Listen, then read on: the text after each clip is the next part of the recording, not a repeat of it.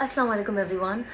Well बहुत जब से मैंने ऐलान किया है तब से काफ़ी लोगों का एक सवाल है कि हम भी इस चीज़ पे बहुत मेहनत कर रहे हैं जो ही फील्ड में नहीं है, नॉर्मल भी है। उनका ये कहना है कि हम ये बहुत मेहनत करते हैं लेकिन लेज़ी हो जाते हैं या कभी कुछ हो नहीं पाता। तो आप ये कैसे कर पाती हो और इसकी कंसिस्टेंसी कैसे मेंटेन कर पाती हो? करने वाले तो हम कोई नहीं है, करने वाला सिर्फ अल्लाह की ज़ात है। लेकिन ये एक दुआ है जो मैं बहुत पढ़ती हूँ, हर नमाज में दुआ के वक्त पढ़ती हूँ, नमाज के बाद पढ़ती हूँ, कभी भी बैठे रहूँ तो मैं पढ़ लेती हूँ। तो मैंने सोचा ये सब आपसे शेयर करती हूँ। तो आप चाहे तो मेरे पीछे भी एक बार बोल सकते हैं। बिस्मिल्लाहिर्रहमानिर्रहीम। या मुकल्लबल कुलूब तब्बित कल्बी अला दीनिक। ए दिलों को फेरने वाले, मेरे दिल को तेरे दीन पे जमा दे। और ये आप जितना हो सके आप उतना पढ़े, जब आप दुआ मांगते हो उस वक्त पढ़े। क्योंकि देखिए, जैसे कि हम जानते हैं लाइफ में अगर हमें कुछ भी चाहिए, हमें उसके लिए बहुत मेहनत करनी पड़ती है और कुर्बानियाँ देनी पड़ती है। तो अगर आप अल्लाह से ताल्लुक़ बनाना चाहते हैं तो आप भी इसके ऊपर खूब मेहनत करें और कुर्बानियाँ दीजिए। बिकॉज़ बिना कुर्बानी के हमें दुनिया में कुछ नहीं मिलता। चाहे वो आपकी नींद की कुर्बानी हो या आपके कुछ ना कुछ हम सैक्रिफाइस करते हैं कि आज कभी हम पर्सनल लाइफ में, क्योंकि आज हमारे एग्ज़ाम्स है या कुछ है तो आज हम हमारे लोगों को इस फंक्शन में अटेंड नहीं कर सकते क्योंकि कल ये देना है, क्योंकि इसके ऊपर हमारी ज़िंदगी का पूरा दारो मदार है। तो ये चीज़ें होती है। तो जैसे हम उन चीज़ों के लिए सैक्रिफाइस करते हैं वैसे हम कोशिश करें कि हम अपने दीन की तरफ भी उतनी तवज्जो दें और उसके ऊपर मेहनत करें। क्योंकि जो इंसान मेहनत करेगा वो दुनिया में तो कामयाब होगा ही और आखिरत में भी कामयाबी मिलेगी। अस्सलाम वालेकुम एवरीवन। वेल, आज मैं आपसे एक ऐसी चीज़ शेयर करने जा रही हूँ जो जब मैंने सुनना शुरू किया मुझे वाकई लगा कि हाँ, ये तो सच है और यही हकीकत है। और इस साल मैंने इस चीज़ को बहुत बार सुना और उस पर अमल करने की बहुत कोशिश की और अल्हम्दुलिल्लाह उससे मेरी ज़िंदगी में काफ़ी तब्दीली आई। तो मैंने सोचा ये मैं आप सबसे भी शेयर करूँ। शायद ये चीज़ को हम जानते होंगे, आप भी शायद मैं कहूँ तो आप इसे जानते होंगे, लेकिन कभी कभी जब हम उसे एक अलग स्टोरी के ज़रिए सुनते हैं या कोई अलग सेंटेंस बना के सुनते हैं तो हमें लगता है कि हाँ वाकई ये चीज़ ने वाकई मेरे दिल को छू लिया।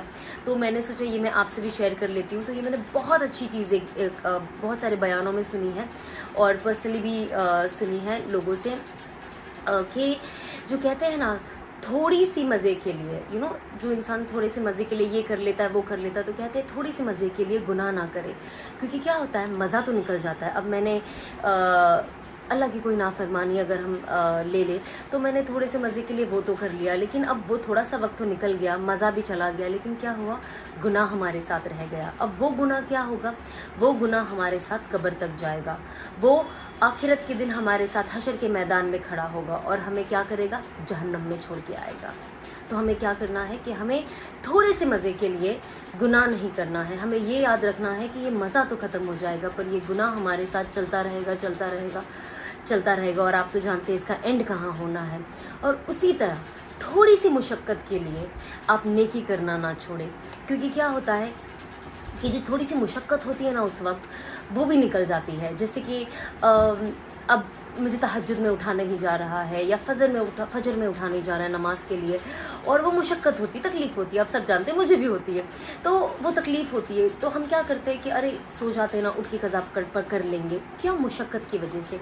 तो क्या होता है, थोड़ी सी मुशक्क़त की वजह से आप नेकी करना ना छोड़ें। क्योंकि क्या होता है कि मुशक्क़त का वक्त तो ख़त्म हो जाता है लेकिन जो नेकी रहती है वो भी सेम आपके साथ कब्र तक जाती है, हशर के मैदान में आपके साथ खड़े रहती है। और नेकी क्या करती है, आपको जाके जन्नत में छोड़ाती है।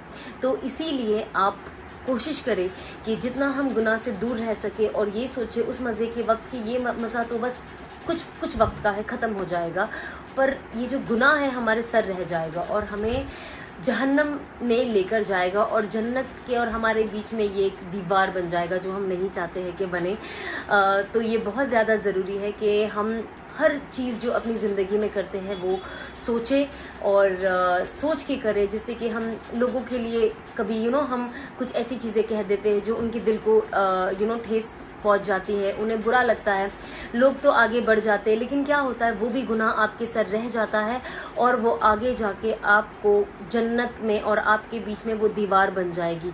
तो हमें कोशिश करना है कि सिर्फ नमाज और इन चीज़ों को तो ध्यान में रखना ही है, बस इसके अलावा हम अपनी ज़ाती ज़िंदगी में कैसे हैं, हम लोगों से कैसा बिहेवियर कर रहे हैं, उनसे कैसी बातें कर रहे हैं, कहीं उनका दिल तो नहीं तोड़ रहे, कहीं उनसे चीटिंग तो नहीं कर रहे, कहीं उनका पैसा तो नहीं खा रहे, कहीं उनके साथ उनकी अमानत में खयानत तो नहीं कर रहे हैं। तो ये सारी चीज़ें बहुत ज़्यादा ज़रूरी है और ये सारी चीज़ें हम अपनी ज़िंदगी में लाएंगे तो इससे क्या होता है, हम भी एक बेहतर इंसान बनते हैं, हम दूसरों के लिए भी फ़ायदेमंद साबित होते हैं और सबसे बड़ा अल्लाह हमें देख रहा है।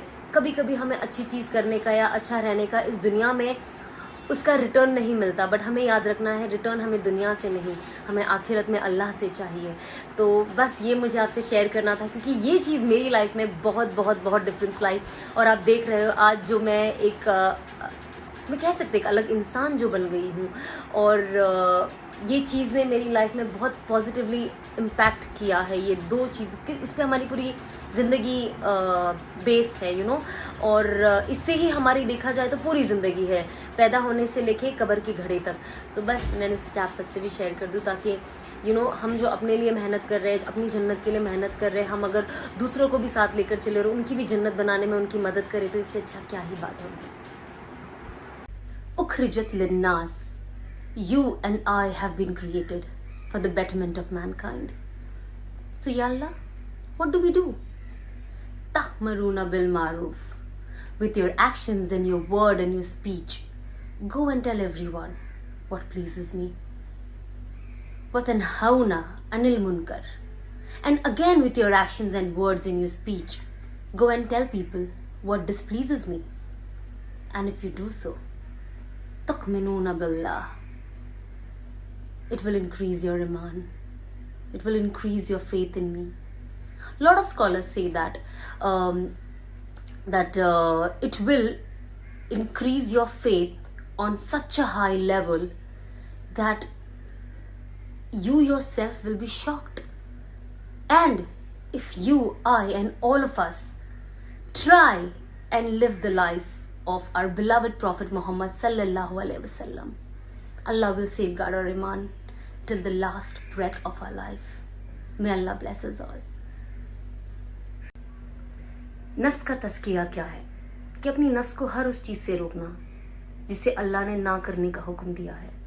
जैसे कि अगर आप यहाँ बैठे हैं और आपके सामने से कोई गैर महरम निकल रहा है, चाहे वो लड़का हो या लड़की हो, उसी वक्त अपनी नज़रें झुका ले। जब आप उस वक्त अपनी नज़रें झुका लेते हो, अल्लाह पाक आपके पुराने सारे गुनाह माफ़ कर देता है। इसी तरह से अपने कानों से वही चीज़ सुनो जिसे अल्लाह ने इजाज़त दी है और उन चीज़ों से बचो जिसे अल्लाह ने इजाज़त नहीं दी है। अपने हाथों को भी उसी चीज़ के लिए इस्तेमाल करो जिसे अल्लाह ने इजाज़त दी है और उस चीज़ों में ना इस्तेमाल करो जिसे अल्लाह ने इजाज़त नहीं दी है। यही होता है जब आप इन सारी चीज़ों को कंट्रोल करते हैं। तब आप जब अपनी नमाज भी पढ़ते हो, आप देखोगे बहुत सारे लोग कहते हैं अरे मैं नमाज पढ़ता हूँ या पढ़ती हूँ और जब मैं नमाज़ पढ़ती हूँ तो मेरा ध्यान नमाज से निकल जाता है या मैं कुछ और ख्यालात में खो जाती हूँ या खो जाता हूँ। हम लोगों के साथ, मेरे साथ भी बहुत हुआ है, हम सबके साथ हुआ है। तो ये सारी चीज़ें हमारी नमाज में अफेक्ट करती है और हमारी नमाज को उस तरीके से होने नहीं देती। तो इसीलिए हमें अपनी नफ्स का तज़किरा करना बहुत ज़्यादा ज़रूरी है। और आप देखोगे जब आप ये सब करोगे कि आपकी तिलावत में, आपकी इबादत में एक अलग ही मज़ा आ जाएगा। इसीलिए अल्लाह पाक कहते हैं ना, अगर देख देख कर मेरी रियायत के हिसाब से आप ज़िंदगी गुजारोगे तो आप कामयाब होगे। और कामयाबी कौन देता है? अल्लाह। हम कामयाब होने के लायक ही नहीं है खुद से। रिस्क अल्लाह देता है, कामयाबी अल्लाह देता है, इज्जत, दौलत, शोहरत, जिल्लत, हर चीज़ का मालिक अल्लाह है। तो आप कोशिश करें कि आप अपनी नफ्स पे कंट्रोल करें और अल्लाह की सारी बरकतों का मज़ा लें। अस्सलाम वालेकुम एवरीवन। आज मैं आपको नमाज के फ़ायदों के बारे में बताऊंगी और आई एम श्योर हम सबको पता होगा, लेकिन एक रिवीजन करना हमेशा बेहतर होता है। तो लेकिन मैं अब जो बताने वाली हूँ वो ये है कि जब आप ये नमाज़ें छोड़ते हो या वक्त पे नहीं पढ़ते हो तो इससे क्या नुकसान होते हैं और यही चीज़ अगर आप कर ले तो इससे यही चीज़ फ़ायदे में बदल जाती है। तो पहला, फजर की नमाज जो इंसान जानबूझ के छोड़ता है, अल्लाह उसके चेहरे से सुलह का नूर ख़त्म कर देता है। दूसरा, जो इंसान ज़ोहर की नमाज जानबूझ के छोड़ता है, अल्लाह उसके रिस्क से बरकत ख़त्म कर देता है। जो इंसान असर की नमाज जानबूझ के के छोड़ता है, अल्लाह पाक उसके जिस्म को ताकत को सलब कर लेते हैं, वो हमेशा बीमार रहता है, बीमारियों में घिरा रहता है। अगर कोई मगरिब की नमाज़ जानबूझ के छोड़े तो उसे अपनी औलाद से कोई नफ़ा नहीं होता। अगर जो इंसान इशा की नमाज़ जानबूझ के छोड़े उसे राहत और सुकून वाली नींद कभी नहीं मिलती। तो हम कोशिश करें कि हम सारी नमाज़ पढ़ें और वक्त पे पढ़ें और उसकी पूरी पूरी बरकत और फजीलत को हासिल करें। और ज़ाहिर सी बात है कि अगर हमारी ज़िंदगियों में कोई चीज़ की कमी है और हमें लगता है कि हमारी ज़िंदगी में फ़लाना फ़लाना चीज़ नहीं हो रही है या ये चीज़ नहीं हो रही, तो हम ये समझे कि ऐसी कौन सी चीज़ या ऐसी कौन सी नमाज है जो हम नहीं पढ़ रहे हैं, जिसकी वजह से हमारे पे ये आफतें आई हुई है, और उससे बचें और नमाज पढ़ें।